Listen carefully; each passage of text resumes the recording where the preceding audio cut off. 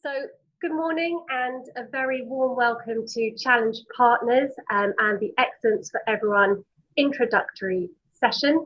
I'm Laura Lewis-Williams. I'm the Director of Partnership and Programmes at Challenge Partners and delighted to be with you here this morning. I'm joined this session by Liz Grant, Liz Smithson and Johnny Gogg. So I'm going to hand over to each of them now to introduce themselves and just to explain a little bit about their role during the webinar. So can I go to you first, Liz? Liz Grant. Hi there, everybody. It is very strange to be speaking to lots of people in this way, but bear with me. I'm going to go from screen to notes as well, so I don't miss anything off. I'm Liz Grant. I'm Deputy Head Teacher at Chancellor's School in Potters Bar, Hertfordshire. It's been probably my fourth year of overseeing PP provision within my school. And along those 4 years, I've been part of either the Challenge the Gap scheme or the new Excellence for Everyone. So my other responsibilities are safeguarding and also whole school teaching and learning. So it's quite eclectic. My role today really is to give you my school's experience and perspective of the programme and also a facilitator's perspective. So hopefully I'll give you lots of information, answer some questions, how we've made it work for our school, but also how we've made it work for our hub. So that's me. Brilliant. Thanks, Liz. And if I could then hand over to Liz Smithson. Good morning, everyone. I am a Challenge Partners Program Manager and I partner with Hannah Cornell, and together we look after the Excellence for Everyone program. So for those of you who join us, we'll be looking after you.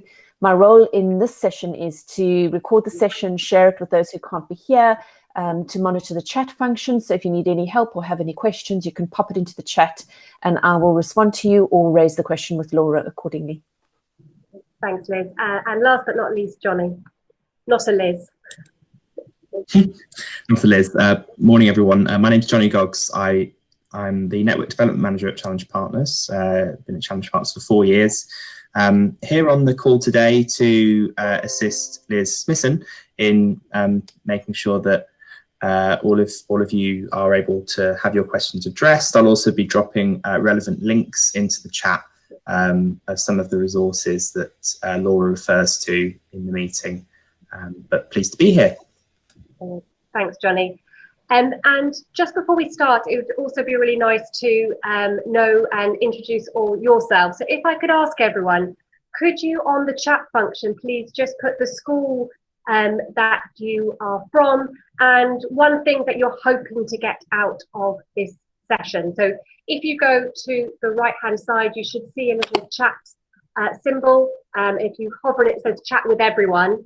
If you press on that, you'll be able to write a message. So if you could write there the school you're from and what you're hoping to get out of today's session.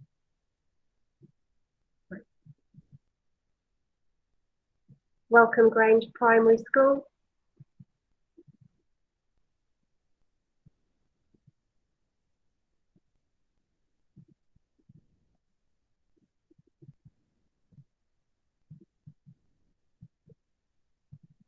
Welcome Francis. I've just asked everyone if they will write the school they're from and something that they'd like to get from today's session.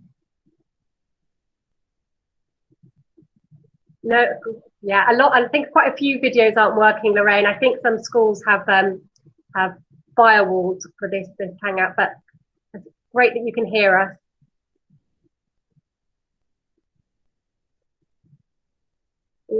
Liz Grant, there's one there about approaches taken to engage pupils and families, so perhaps that's one we can address during the session. A lot about finding out more about the programme. Paul, some initiatives that have been used, and we can talk about some of the research and evidence base that informs this programme.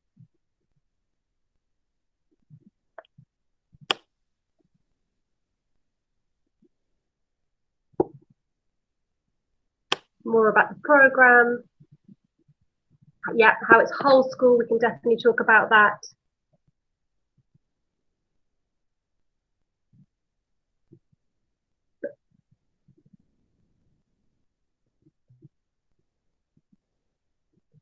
That's a really interesting one, Steve, about children missing school due to health needs.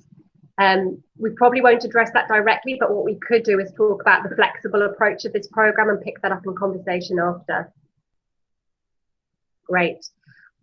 Thank you so much. That's really helpful. I think there's quite a lot there about wanting to know more about the programme, generally some initiatives, particularly around families and parental engagement, which I know, Liz Grant, that comes up a lot, doesn't it, from participating schools wanting to focus on that. So I'm going to move on to the agenda, and Liz Smithson will have a look through there and make sure we address everything as we go through. But do keep, please, putting any questions on that chat function as we go through.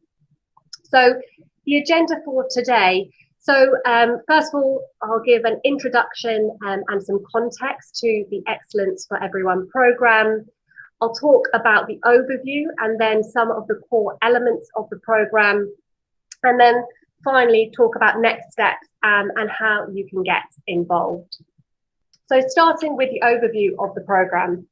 So Excellence for Everyone is a programme that supports schools to close the attainment gap.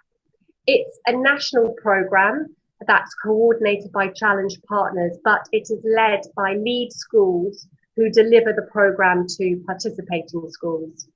So Challenge partners used to run a programme called Challenge the Gap, which a number of you might be aware of, and it had a very similar ethos in improving outcomes for disadvantaged pupils. But the content of Excellence for Everyone, the curriculum and the delivery model is very different. So Excellence for Everyone has run for 1 year. 1920 was the first year that we ran it. We had 4 lead schools delivering to participating schools in hubs across the country. And Liz Grant, her school, Chancellors, was a lead school that delivered to the hub. So as she said at the beginning, she'll be talking a little bit about her experience of both being a lead school and also being a participating school, because she's been on both sides of that coin. Then the context behind Excellence for Everyone. So as I said, the core mission of Excellence for Everyone is to improve the outcomes of disadvantaged pupils. And this is very much at the heart of what we do at Challenge Partners and our mission, which is to reduce educational inequality and improve the life chances of all children. We know that the attainment gap is a national issue. We know that it is not dependent on types of schools. It's a consistent gap in schools that are outstanding all the way through to inadequate. So the EEF 2018 report on the attainment gap showed that 1 in 6 pupils who are from disadvantaged backgrounds get the basic qualifications they need, compared to 1 in 3 pupils from more affluent backgrounds. So we've known all this data, and we also know that now more than ever, we need to be focusing on the attainment gap. And we know that the impact of COVID-19 school closures is going to have a disproportionate impact on our disadvantaged pupils. And we've seen over the last weeks and months more and more publications about this impact. So you'll see there an excerpt from the Sutton Trust on their publication on the COVID-19 and impact. We also saw the EEF publish at the beginning of this month their report on COVID-19 school closures. And 2 of the key findings that they highlight in their recent report. 1, that school closures are likely to reverse the progress we've made over the last decade. And we know that the last decade we've started to close that attainment gap, but there was always a big national issue. So pretty stark findings. And also that a sustained support approach is needed for disadvantaged people. And Excellence for Everyone is very much about that. It is about supporting schools to make long-term sustainable solutions for their pupils.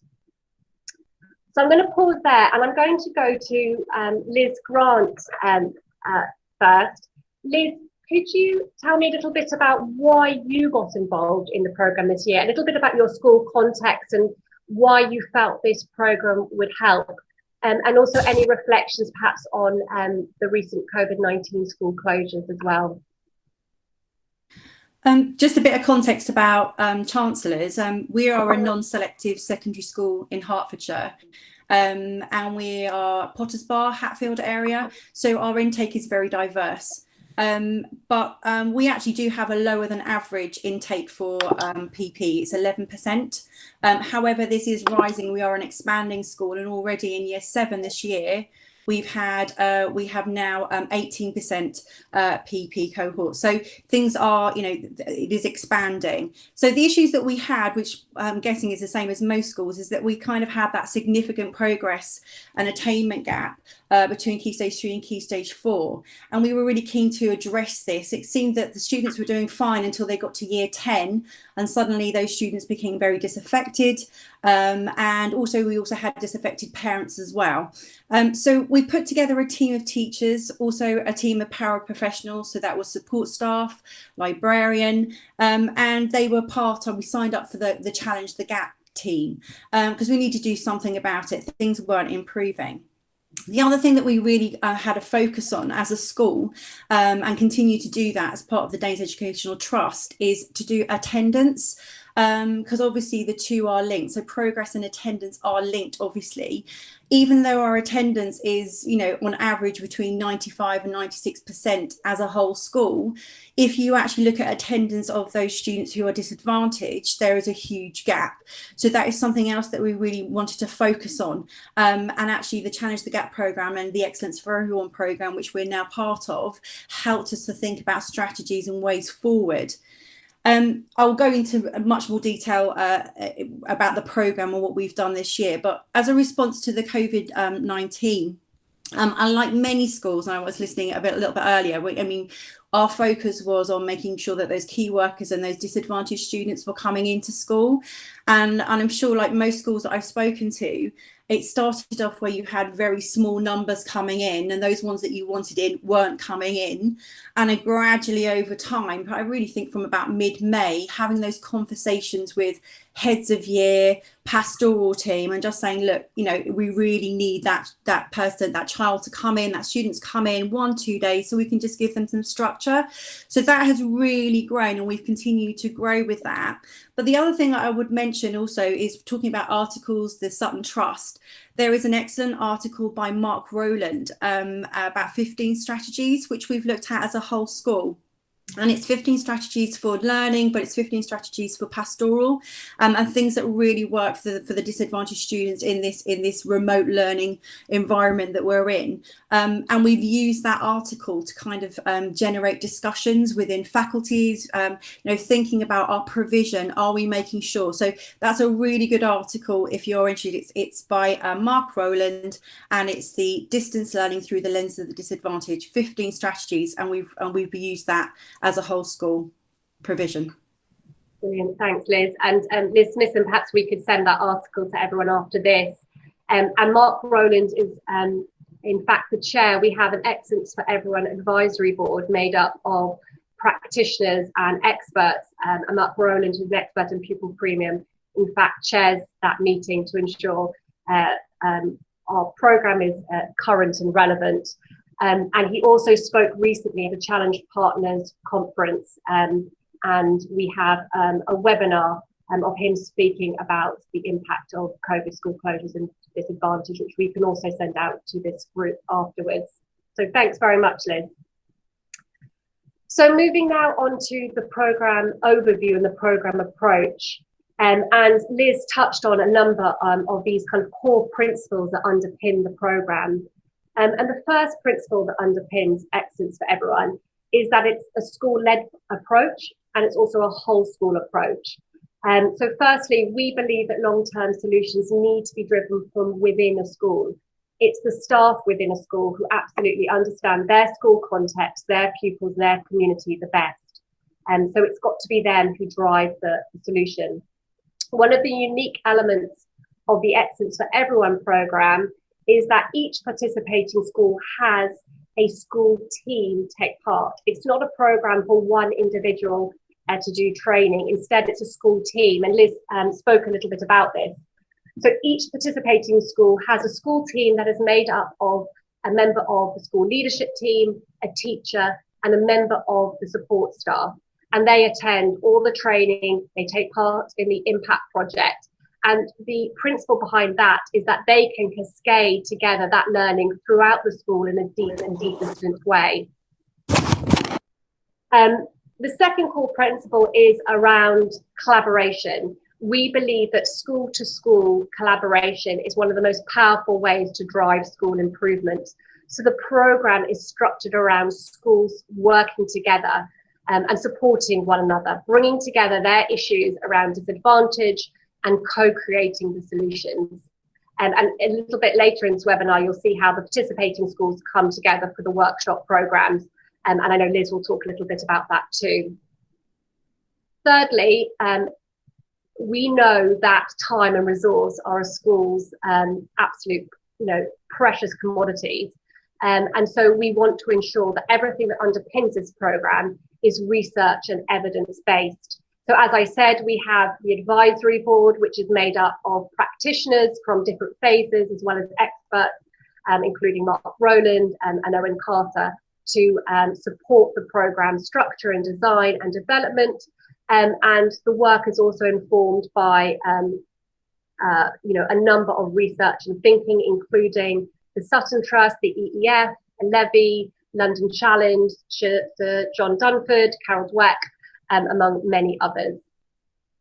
And finally, we know that strategies need to fit practically within a functioning school. So the programme very much thinks about how solutions are co-created by school teams with the support of other schools, but also can be taken back and implemented into their schools to have that long-term impact.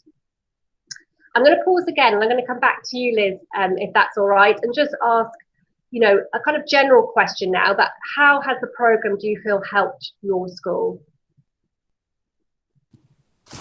I mean, as an overview, I really think it's enabled us to be really reflective and scrutinise the current provision that we have for our disadvantaged students, and also enabled us to have the time and the team and the passion to actually try out new strategies that would work for our context. And I think that's really important, because when you get together with your different schools, you do realise that actually every school is slightly different. And then actually when you look at year groups, every year group is slightly different. So I think, to say that it's just one strategy is going to fit all, it just doesn't work like that, because students don't have those homogenous needs. And we need to realise that to make a difference, we need that kind of bespoke programme. And I think that was the kind of, the moment when we realised that actually we need to make this definitely more personalised. And the other thing which someone mentioned also is kind of to make it sure that it was working well, is to have greater parental involvement.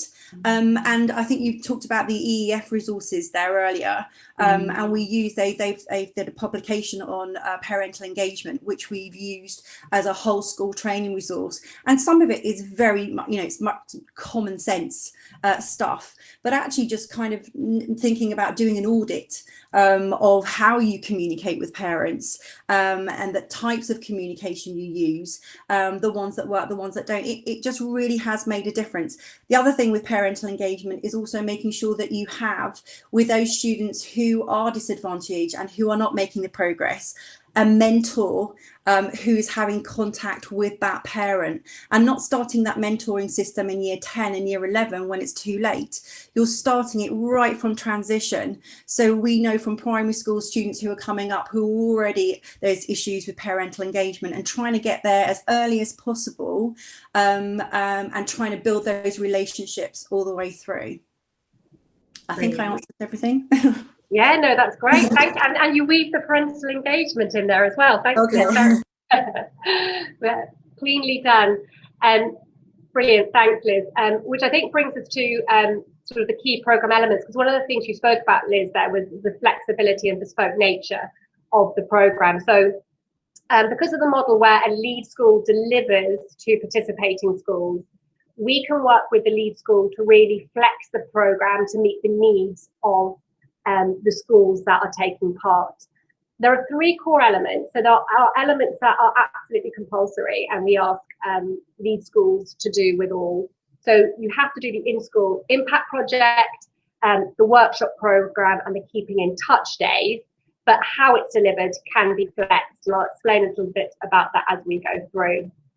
So the in-school impact project, every participating school takes part in an impact project looking at tackling the attainment gap in their own school.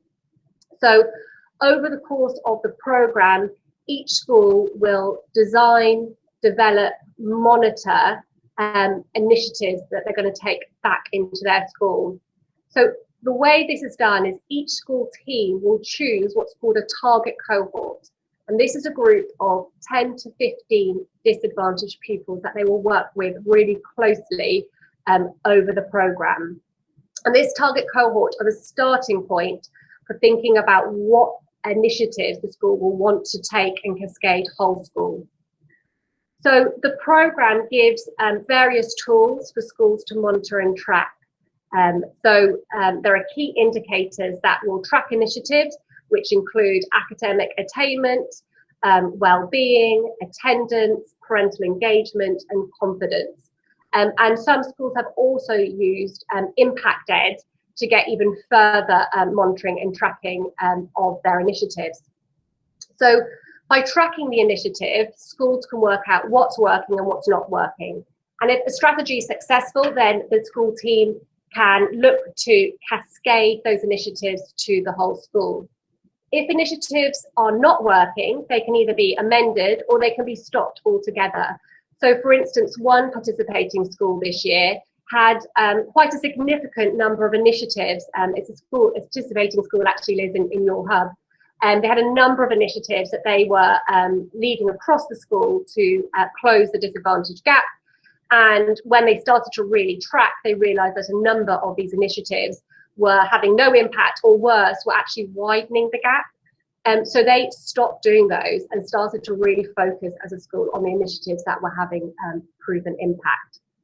And because you've got a school team and because it is a whole school approach, those can then be deeply and consistently cascaded throughout the school. So I think to put some a bit more context, Liz, I'm going to come back to you.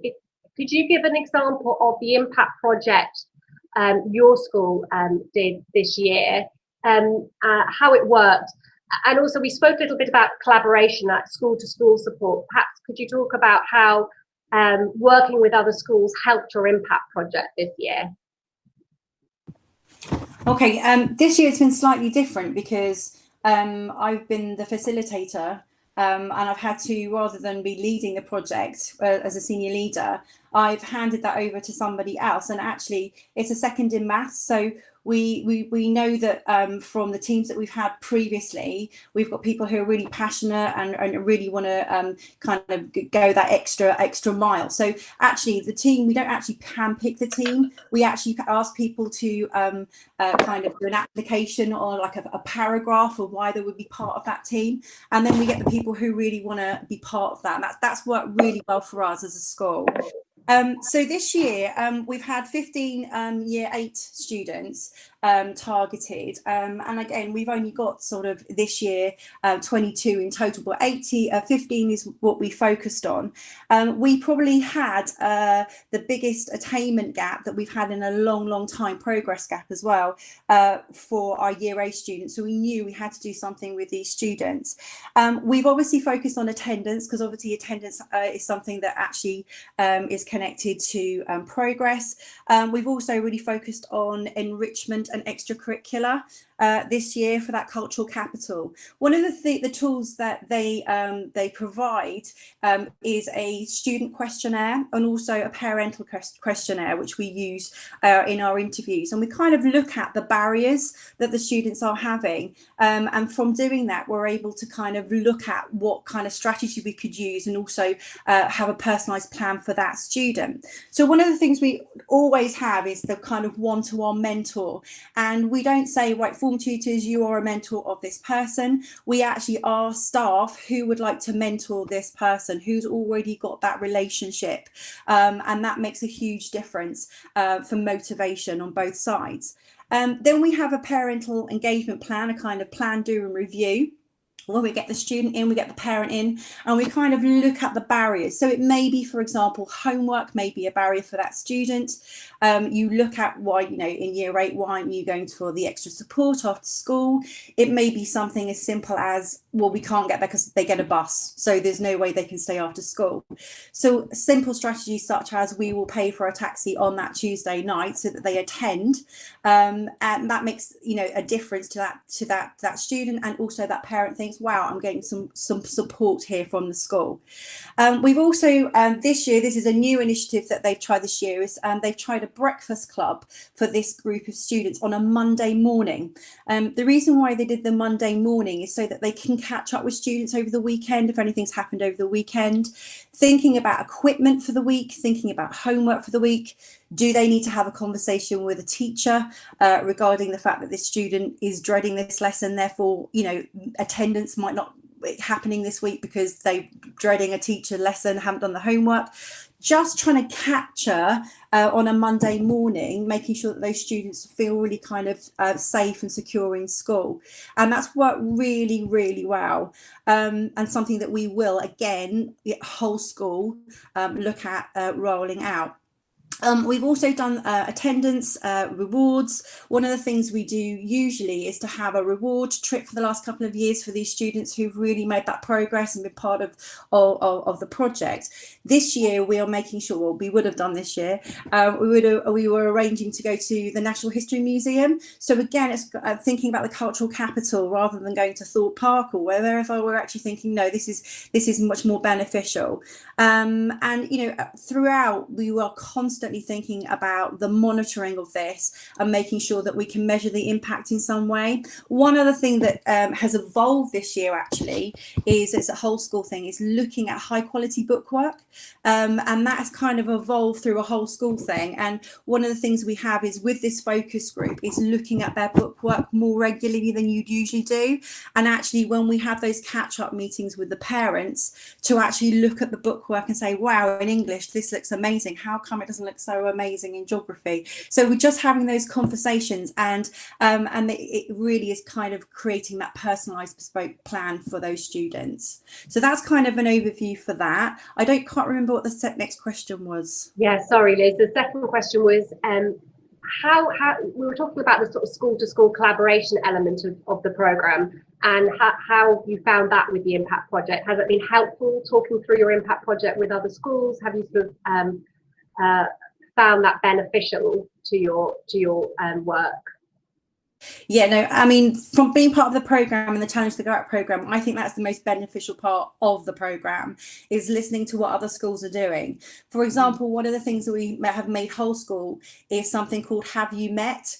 And again, this is just from listening to Sir John Law School in Harpenden, just telling us something that they do with their year 7 and year 8 students, where the students, who are those quiet students who maybe don't kind of get to know, they would invite a teacher through an invite to an after school session in the library, where they will, for example, show that teacher something that they're really proud of. So it could be, for example, we've had people bring in pets, we've had people do magic tricks, and then what we do is we invite all staff, and actually it's a way of just kind of making those children feel part of the school community, and it is absolutely brilliant to do, and we've just made it an annual event.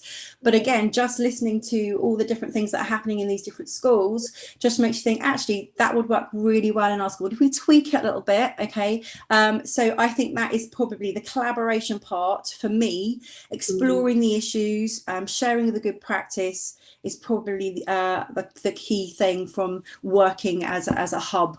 Definitely.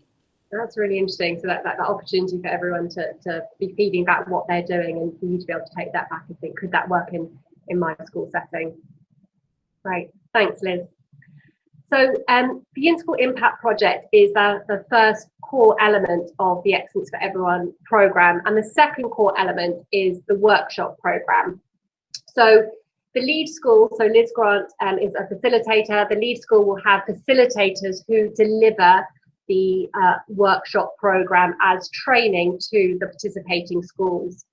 And all the resources are given to the lead school, but they are flexible. So basically, there is a structure that is a start, middle and end of the program. There are mandatory sessions that you have to deliver because we feel from our work with practitioners and experts, they're absolutely core to deliver. But then there are lots of optional units. So a lead school can decide and work with us which units they want to deliver, and they can also think how they want to deliver it. So it might be twilight sessions for training days, but what we do is work with the lead school to really tailor the workshop program to meet the needs of the participating schools. And just to talk a little bit about what the content of the workshop program. So in the start, you'll see there are strands there called the bigger picture, knowing our pupils, and the starting line. And these introductory units really cover sort of the research, the context of disadvantage, looks to really understand what we mean by disadvantage. It's also an opportunity for the school team to start to think about their in-school impact project and get used to the audit tools that they'll be using throughout the programme. Then the middle section of the workshop programme covers 3 separate strands, and these are academic success, self-awareness and metacognition, and resilience and motivation. And each of these strands has a mandatory introductory unit and then different optional sessions that a lead school can deliver. So under academic success, for instance, there are options to deliver training on reading, vocabulary, and the knowledge pupils need to be successful. Under self-awareness and metacognition, ironically, I always forget the first unit in this, and it's memory, which I should remember. So the options in this are around memory, around effective feedback, and then the last strand has units within resilience and motivation, which really are supporting pupils to think about how they learn and giving them tools for their independent learning. And then at the end of the programme, it's the opportunity for all participating schools really to celebrate their success, share what's worked. So again, going back to what Liz said about that really sharing of best practice, what's worked in my school and why.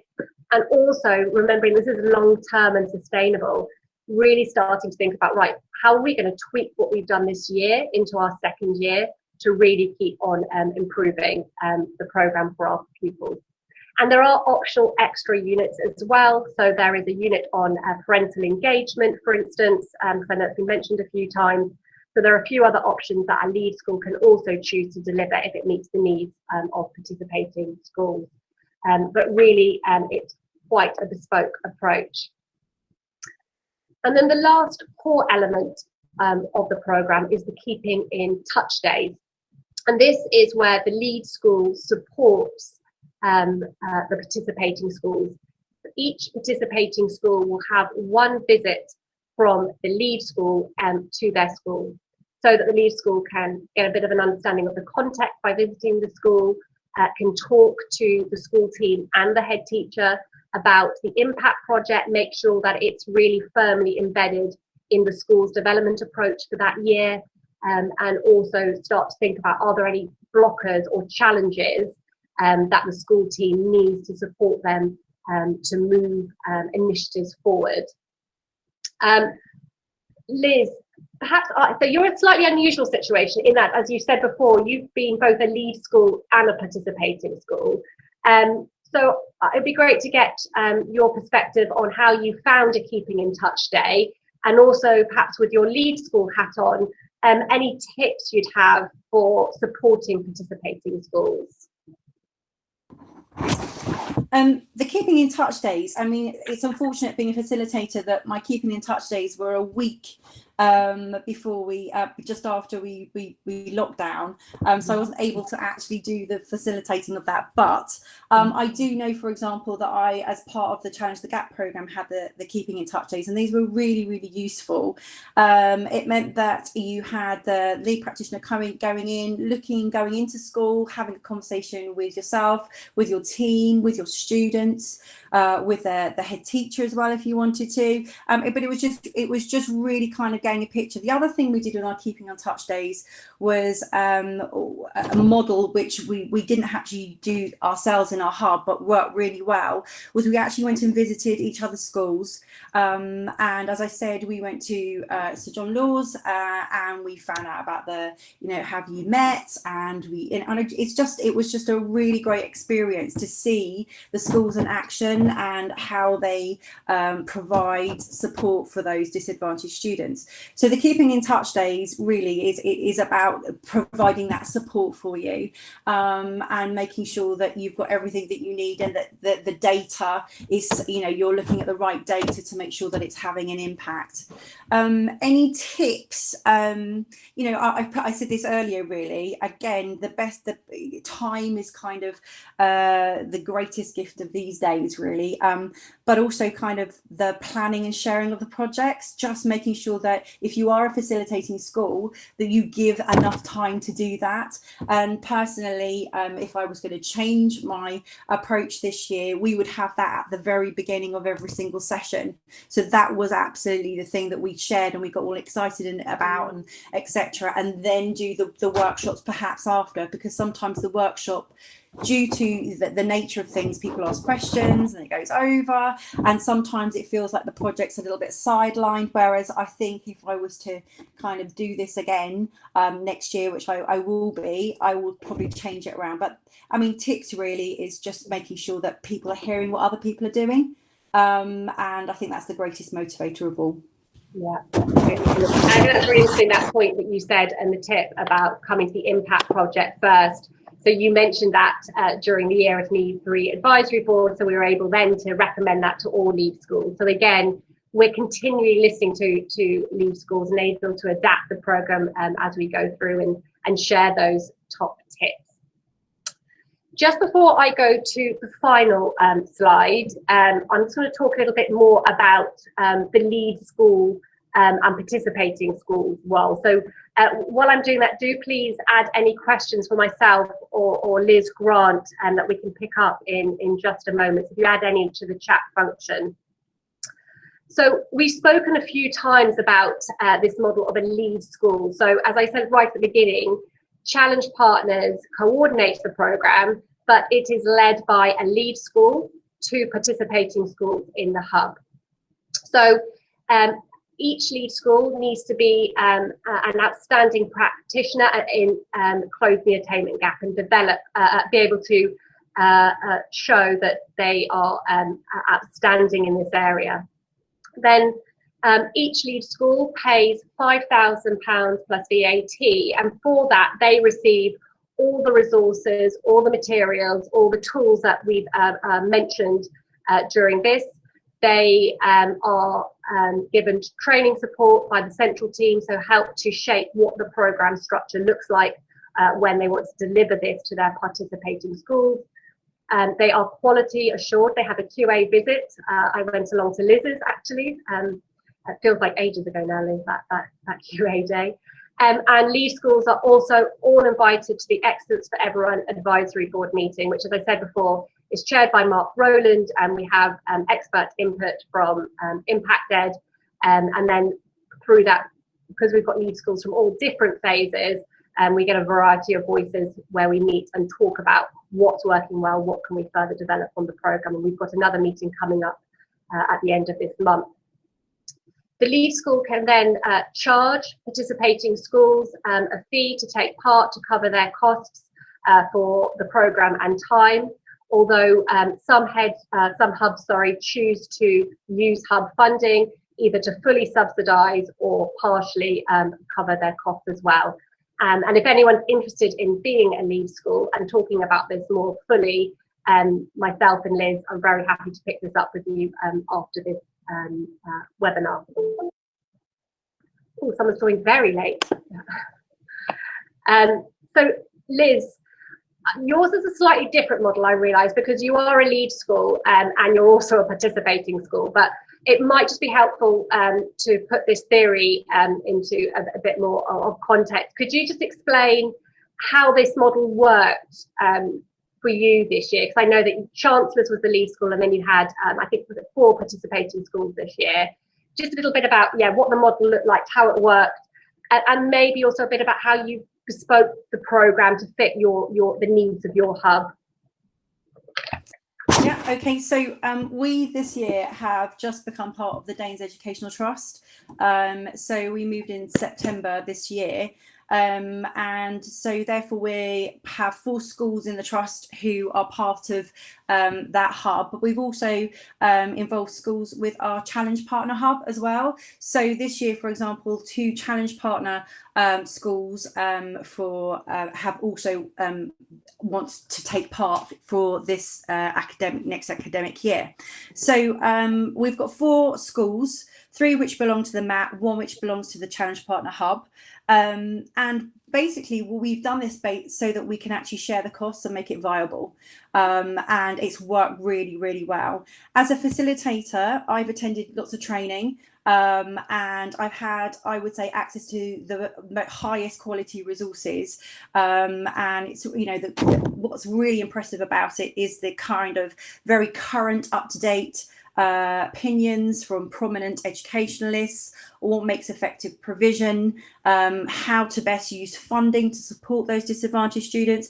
It really is kind of on the, you know, finger on the pulse with what's going on out there. So again, all of this training has greatly also impacted what's been going on with those projects, and also whole school. So for example, one of the things that we looked at was a powerful knowledge. I think that was one of the projects that we chose. And from that, I then have spoken to the DET, and we've looked at how that can work to all the schools across the DET. So it is a resource that is fantastic for obviously our disadvantaged, but actually when we're thinking across whole school, when we're thinking about across whole mats, etc., or hubs, those resources work really, really well as well. So apart from, we have a slightly different model. We have 4 workshops. We've just made it work for us. Our 4 schools are kind of geographically all over the place, and there's a good half an hour on a M25 to get to each other's school. So we had to kind of come up with a way that worked for us. The first thing we did was the first workshop, which we did a full day for, which was 9 till 3. And that was for the bigger picture. That was making sure that people brought all of their resources for the target cohort that they were going to look at all of the data, just kind of really scrutinize, and we gave them the tools to do that. And then the other 2 workshops that we've actually been able to do, which is the 4th and 6th of February. The next one was to do with the knowledge, powerful knowledge, and then the one in February was the independent learning. Now, because there's a choice of workshops, and basically at the end of each of the workshop sessions, we looked at the next block of workshops and said, you know, to the group, because we've only got the 4 schools there, which ones would be beneficial to you. And most people, because they are all so relevant, were really flexible with that. So that was worked really well. So we were able to kind of fine tune the workshops that worked for the hub. And then obviously the 30th of March, that didn't happen, but then we also had the 14th of May, which was going to be our kind of carousel event to celebrate what we've done so far with our projects.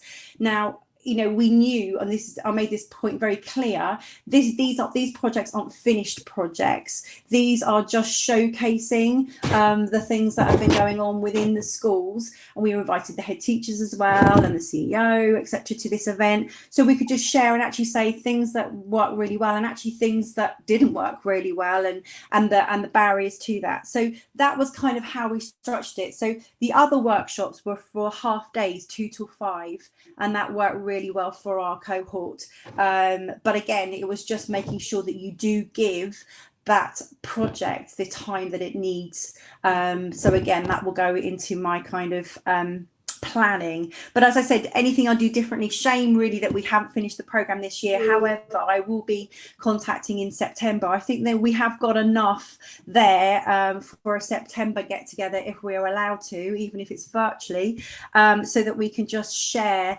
what we've, especially in this COVID-19 kind of bubble that we've been in. And that's it really. Any questions on that? But we slightly changed the model to fit our hub, and that worked really well. Laura, there's an immediately relevant question asking, are there primary and secondary lead schools, and how do we find out what our local lead school is? So the latter I can answer. You can be in touch with myself at Challenge Partners, and we can take it from there, happily give you information. I wonder if you want to speak to the former as to whether there are primary and secondary lead schools, Laura. Yes, so this year, so Liz, you're a secondary, and I think all the schools within yours are secondary. Yes, we had another secondary lead school that delivered to a mixed hub, and we've also had a primary lead school delivering to primarily primary. So yes, we have had a mixture of phases. We haven't had a special school lead school this year, but obviously we've only had 4 lead schools.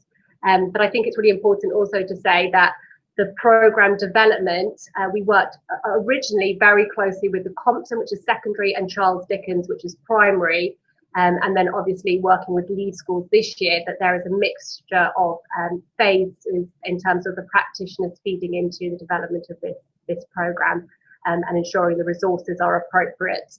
And there are some units that I think we find secondary schools find more useful and dip into, and there are some units and options that primary do. Generally, most of it covers both, but there are some aspects. Would you agree with that, Liz, that there's some options that yeah, no, definitely. Yeah, definitely. I mean, when we did the Powerful Knowledge, we were looking at the primary school resources as well as the, we were getting ideas from both. So it's definitely covered primary and secondary on the projects and the workshops.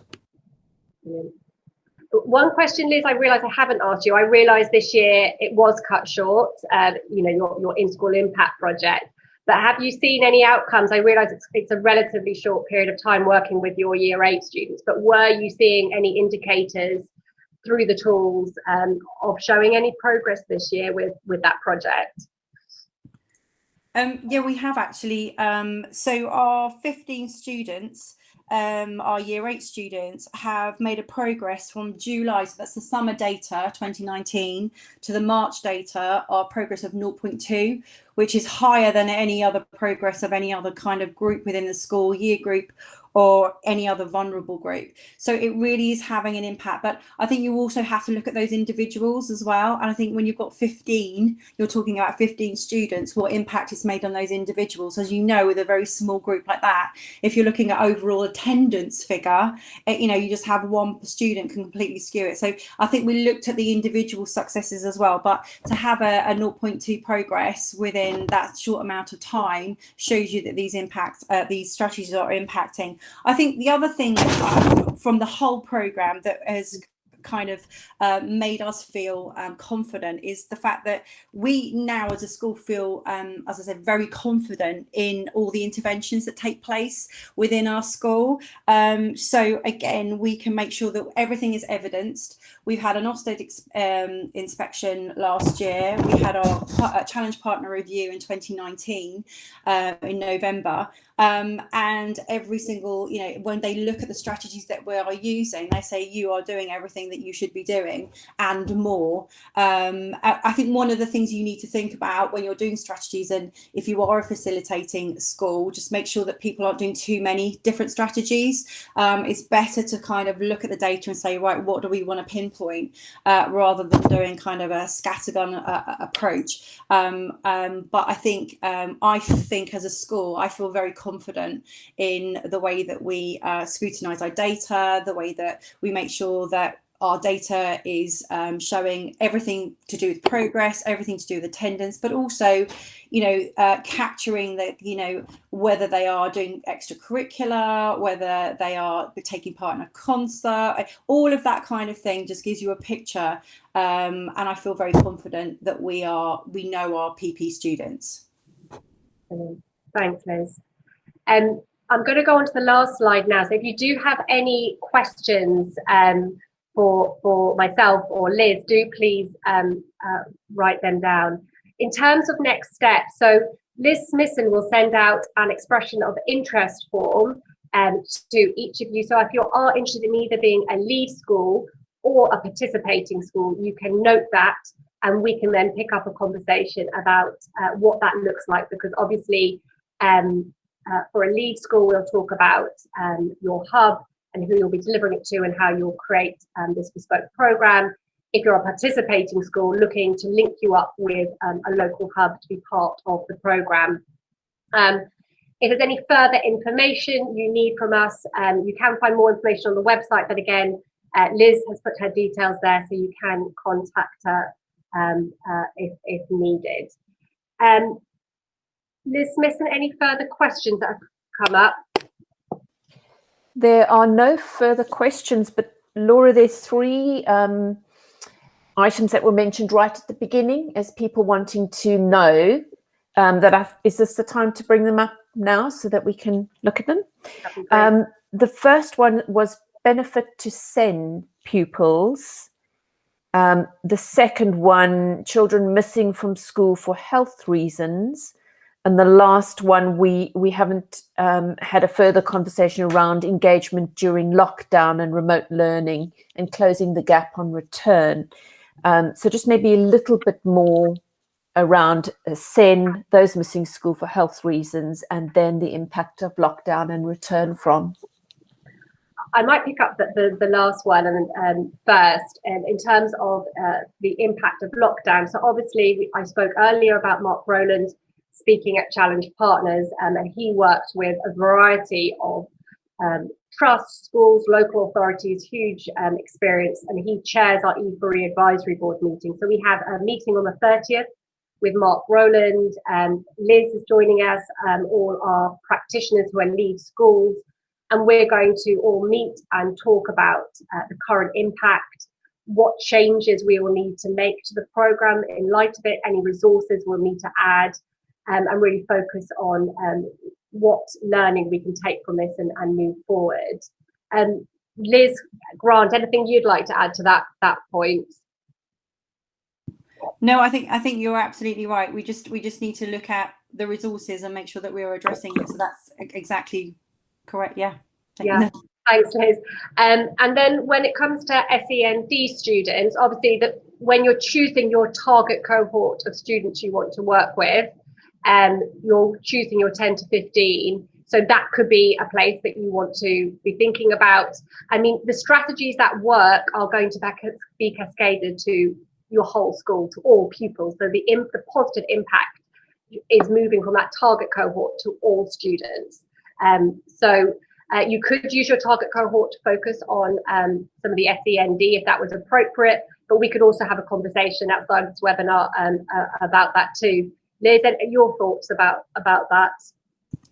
No, I was just saying that I don't know if it's different schools are slightly different, but I know that with the SEND in our school, the PP, they kind of, there's sometimes, I'm not making a generalisation, but you do have the same kids. Does that make sense? In the disadvantages in the SEND, we made sure, for example, with the SEND, that those students are making sure that they're having the catch-up literacy, all of the intervention sessions, that making sure if they were after school they were able to attend, or if they're early morning they were able to attend. So yeah, there's definitely ways around it. I think the other thing which is important when you pick your cohort, it isn't, or when you go to these workshops, here are all the strategies, off you go. I was kind of, when I first went to the first meeting, thinking that was what's going to happen, right? Everyone's just going to give me loads of strategies, I'm just going to run with it. But actually, I think I'm glad that they didn't do that. All right, I will move on to, there was one other question. That was Steve's question, wasn't it? Sorry, about time out for pupils. I think we'd probably need to pick that up separately, Steve, and look at the resources and how applicable they would be, because obviously the strategies and the resources should be for applicable to all pupils, but it might be that we've needed a conversation just to really make sure how we bespoke that to those pupils. Liz, you're back. Control D. Can you hear me now? Yay! Sorry about that. I just shouted at my daughter that she's probably putting something on, I don't know, downstairs or something. I don't know where you got up to in my ramble. Could be I anyone. think no, it was. I heard just oh, and another thing to add. Ooh. It was just after the SEND. Okay. I think the other thing to add, and I'm sorry if you did hear this, was to do with the fact that you don't actually get given all the resources. Did I mention that? Get all the resources. You actually get kind of signpost really to things like the EEF website, to, for example, the Sutton Trust, and you do lots and lots of looking at that. You look at your own cohort of students and you make it work for you, and I think that you tailor make it for your school. And you've also got to think about sustainability, how, you know, thinking about staff numbers, thinking about how is this sustainable across a whole school, can we do that? So again, I just think I think you need to tailor make it for, it's not going to be a question of turning up and then we just give you loads and loads of resources. You actually have to really kind of think hard about what you want to achieve and what the issues are, and I think the whole process is really, really valuable. Brilliant, thank you, Liz, and I'm really glad that we got you back for that last bit. Paul's last comment just made me chuckle. I've got to love technology, but we got you back, so that's good. So in terms of next steps, the expression of interest form will go out. Liz will send out some of the resources. Obviously, Johnny has put in the chat some of the resources that we've been talking about, links to them, so please do take those. Please do reach out to myself, Liz, or Liz with any further questions. I think the most valuable person to hear is Liz Grant. So sorry, Liz, one last question for you is just any further comments, any final thoughts from you before I close the webinar?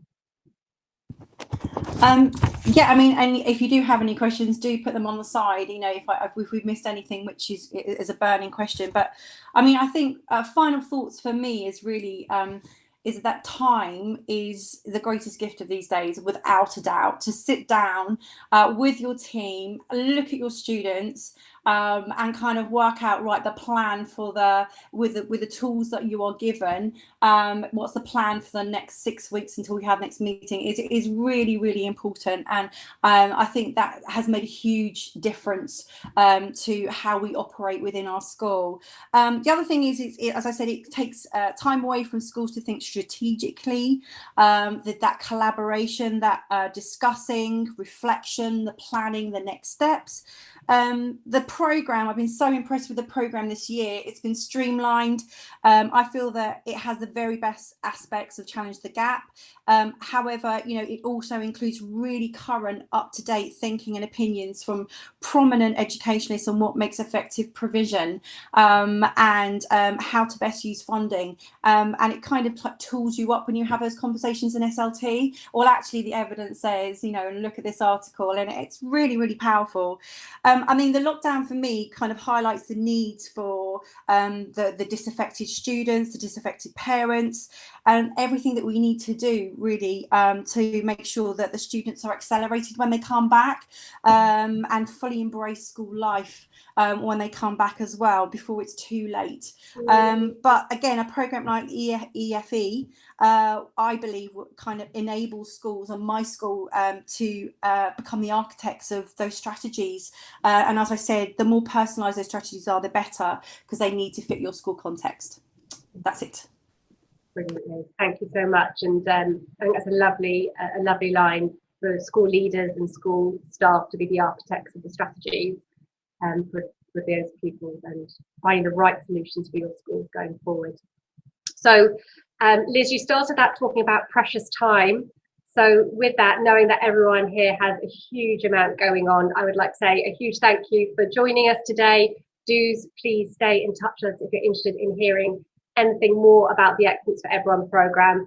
I'd like to say thank you very much to Johnny and to Liz for organising today, and a huge thank you to Liz Grant for being here and for all your input. So thank you very much, everyone. Have a lovely day, and hopefully speak to you soon about Excellence for Everyone.